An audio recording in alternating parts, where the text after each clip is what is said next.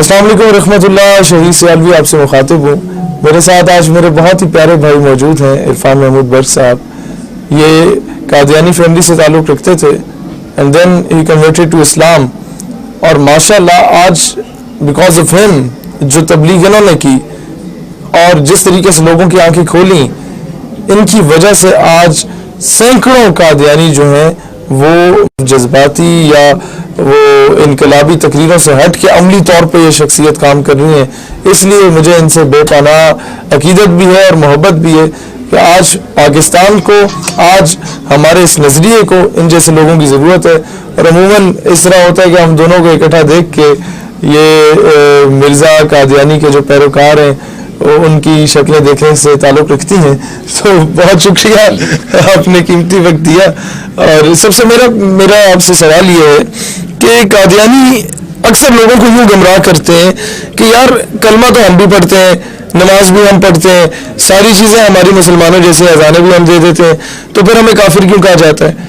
तो ये चीज़ मैं समझता हूँ उलमा तो चलो समझा देंगे, लेकिन एक शख्स जो कि उस सिनेरियो में रह के आया है, he can guide us better. तो आप हमें बताएं कि आज का जो लिबरल और मोमबत्ती माफिया है वो भी यही बात करना शुरू हो गया और उनको काबू भी कर लिया कादियानियों ने कि हम कलमा पढ़ते हैं, नमाज पढ़ते हैं, अजाने देते हैं, फिर हमें काफिर क्यों कहा जाता है? जनाब बिस्मिल्लाहिर्रहमानिर्रहीम। चूंकि मेरा साबिका ताल्लुक रहा कादियानियों, तो उनको भी यही प्रीचिंग करते, यही कहते कि हम कलमा पढ़ते हैं। मैं खुद जब अपने मुसलमान दोस्तों को मिलता तो यही उनको कहता कि भाई कलमा वही है, नमाजें वही है, रोज़ा वही है। तो ये मुल्लाओं ने क्या हमारा दिल चीर के देख लिया कि हम दिल से कलमा पढ़ते कि नहीं पढ़ते? पहली बात ये कि अटॉर्नी जनरल याहिया बुख्तियार ने ये बात मिर्जा नासिर अहमद को जब कौमी असम्बली के अंदर उसको बुला के 13 दिन तक उस पर जराह की गई, तो यही सवाल पहले उससे किया था मिर्जा नासिर से, और ये ऑन दी रिकॉर्ड है। ये आप 5 जल्दों में कौमी असम्बली की कार्रवाई प्रिंट हो चुकी है। उससे पूछा गया, उसने भी कहा हम तो कलमा पढ़ते हैं, हम दोनों नमाजें पढ़ते हैं, रोजे रखते हैं, तो हम काफिर कैसे हो गए? सवाल ये पैदा होता है कि उसे पूछा गया कि अगर कोई किताबुल्लाह की एक भी आयत को झूठा कहे, माज़अल्लाह, लग़्व कहे, बातिल कहे, शैतानी कहे, कुरान पाक की किसी एक आयत को कहे, तो मुसलमान है, काफिर है? उसने कहा वो मुसलमान नहीं हो सकता, वो काफिर है। अकीदा खत्म नबूवत इस्लाम की बेस है। अकीदा खत्म नबूवत इस्लाम के सीने में धड़कने वाले दिल का नाम है, इस्लाम की शारक का नाम है। उसे बताया गया कि अकीदा खत्म नबूवत तो अल्लाह रब्बुल इज़्ज़त ने कुरान पाक के अंदर 100 बार बयान फरमाया और 210 मरतबा खुद ताजदार खत्म नबूवत सल्लल्लाहु अलैहि वसल्लम ने इस अकीदे को बयान फरमाया कि लोगों मेरे बाद कोई नबी पैदा नहीं हो सकता, मैं अल्लाह का आखिरी नबी हूँ। अच्छा, मिर्जा कादियानी की किताब है रूहानी खजाइन, जिल्द नंबर 21, पेज नंबर 254, वो खोल के दिखाया गया। रियल बुक्स तो थी वहाँ उलमा के पास, कानी जनरल के पास। तो याहिया बुख्तियार ने जब रियल बुक खोली उसमें ये लिखा हुआ था, मिर्जा कादियानी कहता है कि अकीदा खत्म नबूवत जो है नाउज़ बिल्लाह वो लग़्व, बातिल, झूठा और शैतानी अकीदा है। और जिस मजहब के अंदर ये अकीदा हो, मैं उस मजहब को रहमानी नहीं कहता, मैं शैतानी कहता हूँ। अब मेंबराने कौमी असम्बली पुकार उठे कि जो बदबख्त कुरान पाक की 100 आयात को झूठा करे, फिर कलमा पढ़े, नमाजें पढ़े, वो मुसलमान तो हो ही नहीं सकता। मिर्जा कादियानी ने जिंदगी के अंदर बड़े कुफरियात किए, अल्लाह को गाली दी। एक बंदा अल्लाह को गाली दे, कलमा पढ़े, ये मुसलमान है, काफिर है? पूरी दुनिया के तमाम स्कूल ऑफ थॉट्स, तमाम मुसलमान उलमा, मुफ्तियान उसके बारे में यही फतवा देंगे, ये मुसलमान नहीं है। एक बंदा कहे मैं अल्लाह को मानता हूँ, नबियों को मानता हूँ, फरिश्तों को मानता हूँ, मैं किताबों को नहीं मानता, ये मुसलमान नहीं है, ये काफिर है। एक बंदा खुद सरवरे कायनात की शान में गुस्ताखी करे माज़अल्लाह और उस पर कायम है, तो ये मुसलमान नहीं है। मिर्जा कादियानी ने की है गुस्ताखियां। उसने खुद को माज़अल्लाह 14वीं रात का चांद कहा, सरवरे कायनात के बारे में हर्जा सराई की, वो एक रात का बेनूर चांद थे। अब जो कलिमा पढ़े, नमाजें पढ़े, साथ नबी अलैहिस्सलाम के बारे में ये हर्जा सराई करे, तो ये तो मुसलमान ही नहीं है। कादियानियों के कुफरियात की बिना पे ये दायरा इस्लाम से खारिज हैं, ये कायनात के बदतरीन काफिर हैं। बहुत अच्छे तरीके से आपने बड़े टेक्निकली इसका आंसर किया। मैं एक और चीज एडअप करना चाहता हूँ कि ये चले मेरी हद तक तो ये पता है और काफी लोगों तक ये बात है कि Qadianis they can never ever be sincere with Pakistan. ये पाकिस्तान से कभी सिंसियर नहीं हो सकते। उनके दिल में एक बुग़्ज़ है। वो बुग़्ज़ की वजह क्या है, और अगर बुग़्ज़ है, क्या वाकई बुग़्ज़ है, और आप उस सिनेरियो को देख के आए हैं, ये क्या नज़रियात और क्या एहसासात या जज्बात रखते हैं पाकिस्तान के बारे में, और पाकिस्तान को क्या हकीकी मायनों में इस्लामी जमहूरिया बनने के ये ख्वाहां भी हैं या नहीं है? جی پہلی بات تو یہ کہ جتنے بھی کفار ہیں وہ مسلمانوں کے دشمن ہیں، یہ تو قرآن نے فیصلہ کر دیا. اچھا انہی کا یہ خود کاشتہ پودا ہے جن کو اسلام کا روپ دے کے اسلام کا نام دے کے مسلمانوں کی صفوں میں اس کو انٹر کیا گیا، لوگوں کے دل سے محبت رسول نکالنے کے لیے، اسلام سے تعلق توڑ کے نعوذ باللہ قادیان سے جوڑنے کے لیے. تو ان کو تو یہ کبھی بھی مسلمانوں کے خیر خواہ ہو سکتی نہیں، یہ تو قرآن کا فیصلہ. دوسری بات جہاں تک پاکستان میں ان کا وجود ہے، دیکھیں قادیانی کہتے ہیں کہ ہم پاکستان کے آئین کو جوتی کی نوک پہ رکھتے ہیں جس آئین میں ہمیں کافر قرار دیا گیا، کانسٹیٹیوشن کو نہیں مانتے. وہ کہتے ہیں کہ دیکھیں جب بھٹو نے ذوالفقار علی بھٹو نے ملک پاکستان میں 1975 میں سائنس کے ٹاپک پہ بہت بڑی ایک کانفرنس کا انعقاد کیا، قادیانیوں کا عبدالسلام سائنٹسٹ جو ہے اسے مدعو اس میں انگلستان میں تھا، اسے کہا گیا کہ بحثیت سائنٹسٹ کے آپ بھی اس کانفرنس میں آئے، تو اس نے کہا تھا میں تب تک اس لانتی ملک پہ قدم نہیں رکھوں گا جب تک ہمارے خلاف جو آپ نے فیصلہ دیا ہے اس کو آپ واپس لے لیتے. اب جو پاکستان کو لانتی کرے اور اس نے کہا میں جوتی کی نوک پہ رکھتا ہوں نعوذ باللہ نے پاکستان، تو یہ تو میں پوچھتا ہوں نا پوری دنیا کے تمام لوگوں سے جو ان کی فیور کرتے ہیں کہ اگر جو شخص کسی ملک میں رہتا ہو اس ملک کے آئین کا غدار ہو، امریکہ کہتا ہے اس کی سزا قتل ہے، اسرائیل کہتا ہے میرے ملک میں رہے میرے ملک کے آئین سے غداری کرے سزا قتل ہے، انگلینڈ کہتا ہے میرے ملک میں رہے آئین سے غداری کرے سزا قتل ہے. تو بھائی اگر قادیانی ملک پاکستان کو جوتی کی نوک میں رکھتے ہیں اور کہتے ہیں ہم پاکستان کے ٹکڑے ٹکڑے ہونے کے خواب دیکھتے ہیں، آپ مرزا اللہ طاہر احمد کا بیان پڑھ لیں، خود سے نہیں کہہ رہا، مرزا طاہر احمد قادیانیوں کا چوتھا خلیفہ جس کو نعوذ باللہ وہ کہتے ہیں یہ حیدر قرار ہے، اس نے کہا تھا کہ ان قریب اللہ تعالیٰ پاکستان کے ٹکڑے ٹکڑے کر دے گا نعوذ باللہ استغفر اللہ.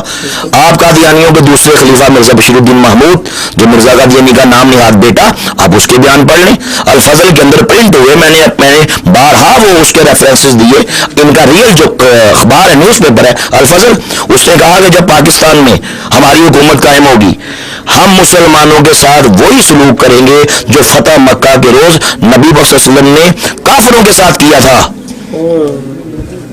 ٹھیک ہے، مطلب یہ مسلمانوں کو کسی بھی طریقے سے پاکستانیوں کو یہ مطلب آرام سے نہیں دیکھ سکتے. ایک کتاب ہے شہید بھائی، اس کا نام ہے قادیانیت ایک دہشت گرد تنظیم. آپ نے بہت بڑا ٹاپک میرے سامنے بیان کر دیا، میں انتہائی شارٹ کر کے آپ کے سامنے کچھ چیزیں لے کے آ رہا ہوں، کچھ ریئل حقائق جو ہیں وہ آپ کو دکھانا چاہتا ہوں. اس کتاب کے اندر محمد متین خالہ صاحب اس کے آتھر ہیں، اس میں لکھا انہوں نے کہ کس طرح پاکستان کے اندر انہوں نے دہشت گردی کی کرتے ہیں، بم دھماکوں کے پیچھے، 2 نمبری کے پیچھے، کس طرح قتل و غارت کے پیچھے قادیانیوں کا ہاتھ ہوتا ہے، فرقہ واریت کو پروموٹ کرنے کے پیچھے ان کا ہاتھ ہوتا ہے. یہ کسی بھی صورت کبھی بھی یہ پاکستان کے خیر خواہ نہ کبھی ہوئے اور نہ کبھی ہوں گے. ویسے بھی جن کا اکھنڈ بھارت جن کا عقیدہ ہو، قبر پہ لکھا ہوتا ہے، یہ بات درست ہے کہ قادیان میں منتقل کر دیا جائے، وصیت کر جاتے ہیں؟ جی وہ میں نے اس پہ جب آپ کو یاد ہوگا ایک بار ہمارے پہلے بھی انٹرویو ہوا، ٹھیک ہے، وہ میں نے وہاں پہ یہ بات کی، قادیانیوں کی چیخیں نکلی کہ جناب یہ آپ نے کیا کہہ دیا. میں نے قادیانیوں کے اخبار الفضل کا ریفرنس دے کے وہ باقاعدہ سوشل میڈیا پہ وہ پوسٹ کو سینڈ کیا، اس ود میں نے وہ پکچر بھی دی، میں نے وہ بورڈ کی پکچر بھی دی جس کے اوپر قبر کے کتبے کے اوپر لکھا ہوا تھا کہ جب پاکستان ٹوٹے گا اکھنڈ بھارت بنے گا ہم اپنے مردوں کو یہاں سے نکال کے قادیان لے جائیں گے. یہ ان کا بھائی مذہبی عقیدہ ہے. یا کیا یہ ریالٹی نہیں ہے کہ جب پاکستان بنا تو بلوچستان پہ قبضہ کرنے کے لیے کیا قادیانیوں نے اپنے مبلغین نہیں بھیجے؟ کیا مرزا بشیر الدین محمود نے اس پہ بیان نہیں دیا کہ ہم چاہتے ہیں کہ کم از کم ایک صوبہ تو ہم بھی صوبہ بنا لو نا، چونکہ کم آبادی والے صوبے کو مرزائی بنانا آسان ہے بنسبت بڑی آبادی والے صوبے کو کیا جا سکتا ہے، خریدا جا سکتا ہے. جی تو یہ کیا یہ ان کے اخباروں میں نہیں آیا؟ دیکھ لیں یہ پاکستان کے غدار ہیں، جس طرح سے دیکھ لیں یہ پاکستان کے دشمن ہیں. اچھا میرا آخری سوال، بہت دنیا جانتی ہے اس بات کے بارے میں لیکن پھر بھی کچھ شکوک و شبہات پائے جاتے ہیں، کیا یہ ثبوت سے کہا جا سکتا ہے کہ جو بات مشہور ہے مرزا غلام قادیانی کے موت کے بارے میں کہ یہ اس دنیا سے کیسے رخصت ہوا، کیا وہ بات واقعی درست ہے؟ جو کیونکہ میں چاہتا ہوں کہ ہمارا یہ جو سو کالڈ یہ پڑھا لکھا طبقہ یونیورسٹیز اور کالجز کا جو کہ ان بیچاروں کے لیے ایک نرم گوشہ رکھنے لگ جاتے ہیں ان کی مظلومیت دیکھ کے، خواہ مخواہ کی خود ساختہ مظلومیت دیکھ کے، تو وہ کہتے ہیں چلو یار ان کے عقائد ہیں ہمیں سمجھ لینا چاہیے. ایسے شخص جو کہ خود کو نبی کہے اور خود ساختہ نبی کی موت کس طرح ہوئی یہ آپ اپنی زبان کے ذریعے بتائیں, کیونکہ آپ ان ساری چیزوں کو دیکھ چکے, آپ نے ان کے کئی خلیفوں کو بہت قریب سے دیکھا ہوگا, ان کے ساتھ رہے ہوں گے, آپ نے سارا سناریو دیکھا. کیا وہ اس چیز کو تسلیم بھی کرتے ہیں یا نہیں کرتے؟ اندرون خانہ کیا تسلیم کرتے ہیں یا نہیں کرتے عوام کے سامنے جو بھی ہے؟ یہ آج راز ذرا عوام کے سامنے کھولے. میں چاہتا ہوں پاکستانی عوام تک یہ پیغام جائے کہ حقائق کیا ہے مرزا غلام احمد قادیانی کے مرنے کے, کہ وہ کس طریقے سے مرا.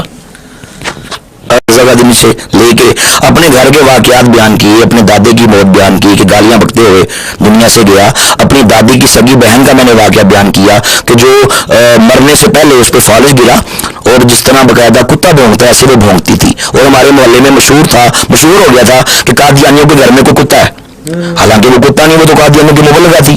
میں نے اپنے چچے کا ابرناک انجام لکھا, میں نے مرزا قادیانی کے انجام کے بارے میں پورا ایک پروگرام کیا, وہ یوٹیوب پہ آپ سرچ کریں آپ کو مل جائے گا. میں نے بتایا اور ود ریفرنس بتایا, مرزا نے کہا تھا اگر میں ایزے کی موت مروں تو میں سب جھوٹوں میں سے جھوٹا ہوں, سب لانتیوں میں سے لانتی ہوں, اور یہ خدا کا مجھ پہ عذاب ہوگا اگر میں ایزے کی موت مروں. آپ مرزا قادیانی کا خسر میر ناصر نواب, آپ اس کی کتاب ہے حیات ناصر, ٹھیک ہے, اس کو پڑھ کے دیکھ لیں. اس میں اس نے صاف لکھا کہ جب میں مرزا قادیانی کا آخری ٹائم تھا میں اس کے پاس گیا, یہ بیمار تھا, چارپائی پہ تھا, اور اس نے بآواز بلند پکار کے کہا تھا کہ میر صاحب مجھے وبائی اعضاء ہو گئے, اور کہا کہ اس کے بعد آپ کی ڈیتھ ہو گئی. مرزا قادیانی کے بیٹے مرزا بشیر احمد کی میں نے بک کا اس میں ریفرنس دیا, سیرت المہدی کا, قادیانی کی بڑی وہ فیمس بک ہے. اس میں بتایا کہ اس کی مرزا قادیانی کی بیگم کہتی ہے, جلد نمبر اول ہے, پیج نمبر 9 ہے, مرزا قادیانی کی بیگم کہتی ہے اپنے بیٹے سے کہہ رہی ہے کہ جب تمہارے باپ کا آخری ٹائم آیا میں پاس تھی تو ان کو پیچس لگ گئے, واش روم جاتے تھے, پھر آتے تھے, جاتے تھے, آتے تھے, تو ویکنس ہو گئی. طبقے کے لیے میں بتانا چاہتا ہوں کہ اسے لوز موشنز کہا جاتا ہے, کہ لوز موشن لگ گئے آپ کے سو کالڈ اس جھوٹے نبی مرزا قادیانی کو. یہی بات ہے جی, یہی مطلب ڈبل وبائی اعضاء, نیچے سے بھی اور اوپر کہہ بھی ہے, غلاظت بھی ہے. تو اس نے خود لکھا بھی ہے, لکھ رہی ہے کہ جب اوپر ہیڈنگ ہے مرزا قادیانی کی موت کا تذکرہ آیا, تو پھر یہ سارے کچھ ہونے کے باوجود یہ طبقہ کیوں اسے نبی مانتا ہے؟ یہ تو پی ایچ ڈی اسکالرز بھی میں نے دیکھے, وہ کیوں مانتے ہیں؟ پیسے کے پیچھے جی مفادات وابستہ ہے نا جی. یہ آف شور کمپنیز کے اندر کیا اس کا مرزا مسرور کا نام نہیں آیا؟ آپ حیران ہوں گے بھائی, یہ تو اربوں خربوں کی گیم ہے. وہ تو قادیانیوں کو پتا ہے کہ اگر ہم یہاں ان کو پتا ہے, ان کے رائل طبقے کو, رائل ان کے باپ کو پتا ہے کہ یہ بدترین کفر ہے. اور مرزا قادیانی کی جب یہ مرا ہے اپنی غلاظت میں گر کے مرا, اور اس کے منہ سے بھی غلاظت نکل رہی تھی, دونوں راستوں سے اس کے غلاظت جاری تھی. یقین جانے بدترین موت مرا, اور اس کے وجود کو باقاعدہ مرزائیوں نے جھاڑوؤں سے دھویا, اور مرنے کے بعد بھی اس کے دونوں راستوں سے غلاظت جاری تھی. اب یہ اگر اس چیز کو وائرل کر دیں, مطلب کسی نہ کسی طریقے سے وہ بات تو باہر آ جاتی ہے, اللہ سچ نکلوا لیتا ہے, جس طرح میں نے بتایا سورۃ المہدی میں نکل گیا. لیکن اس میں یہاں تک ہے جی آپ کو پیچس لگ گئے, بار بار جاتے تھے, ویکنیس ہو گئی, اما جان نے وہیں پہ ارینج کر دیا.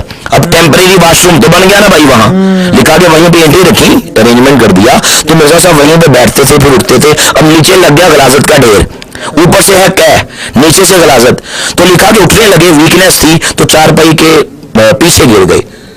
ٹھیک ہے, اب دیکھیں نا, مرا تو غلاظت کے اندر ہی ہے نا, مطلب نیچے بھی غلاظت ہے, دائیں بھی غلاظت, چاروں طرف غلاظت خاطر رکھتے ہوئے جی, بس وہ مطلب اس حد تک. لیکن ہماری یہ تحقیق ہے یہ غلاظت کے اوپر گرائی, اور اس کے منہ سے بھی غلاظت جاری تھی.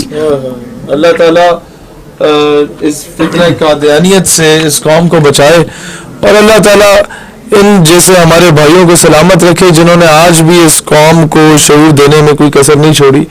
اور میں ہمیشہ درخواست کروں گا پاکستان کی پبلک سے بھی کہ خواہ خواہ میں یک طرفہ سٹوری سن کے آپ لوگ کبھی بلیو نہ کیجیے گا.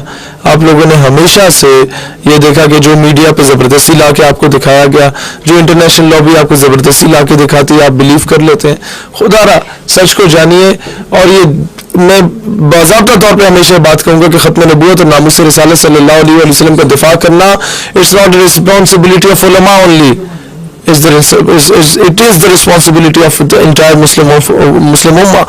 ہر ایک امتی کا یہ ذمہ داری ہے, ہر ایک امتی کا یہ فرض ہے. اور پھر میں یہ کہوں گا کہ ایک مسجد اور مدرسے سے اگر ایک عالم دین یا ایک مدرسے کا اسٹوڈنٹ نعرہ تکبیر رسالت حیدری یا نعرہ تحقیق بلند کرتا ہے، شاید مغرب کو اتنی تکلیف نہ ہو جتنی تکلیف تب ہو جب ایک اسکول کالج یونیورسٹی کا بچہ پین کوٹ اور ٹائی پہن کے تکبیر اور رسالت کی صدا بلند کر کے نکل رہا ہوگا، کیونکہ ان بچوں پہ اربوں روپے کی انویسٹمنٹ ہوئی ہے۔